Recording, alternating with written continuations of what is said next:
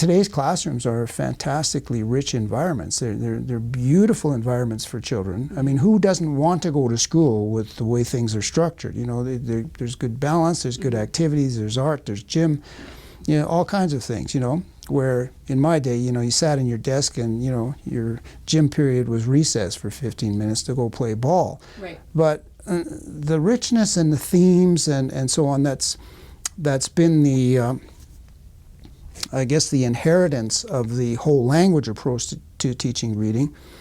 I think the approach to try to make it meaningful to the child and to draw out what's in the child, that's all good. But there's still that guidance that's lacking. And I'm not faulting the teachers. The guidance has to come from what they know about how to teach reading. Right. And they're not taught how the process works.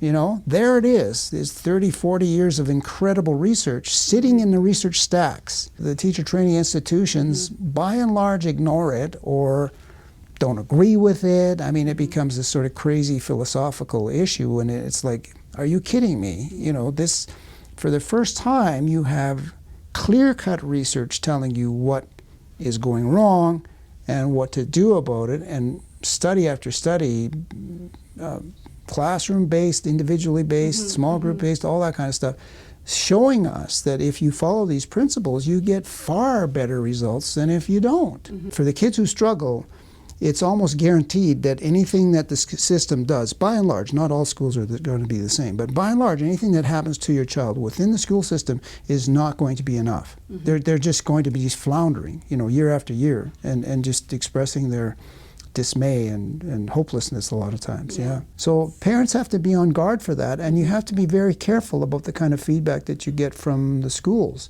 because the schools are not looking for problems. They've got enough of their own already. They don't want to say your child has a problem if they can help it, right? So they might say, oh, he's going along at just an average pace. But the mom might think, or the dad might think, well, yeah, but my child, I think they can even do better than an average pace. Or, wait a minute now, maybe he's average, but you know what? He just doesn't want to do his homework. He doesn't want to read. So those kinds of red flags, as I call them, are very, very important. And I think a parent, that sooner or later, and I hope hopefully sooner, if you're a parent watching this, you really need to take action.